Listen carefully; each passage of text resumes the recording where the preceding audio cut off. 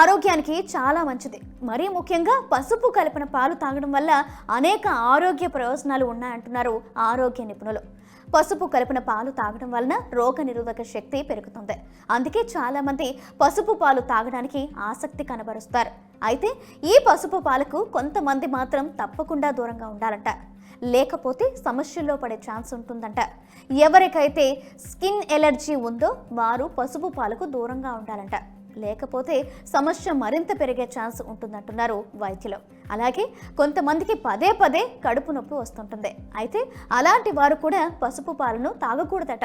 ఇందులో ఉండే కర్క్యూమిన్ ఈ సమస్యను తీవ్రతరం చేస్తుంది. కొంతమందికి వికారం, వాంతులు, విరోచనాలు అవుతుంటాయి.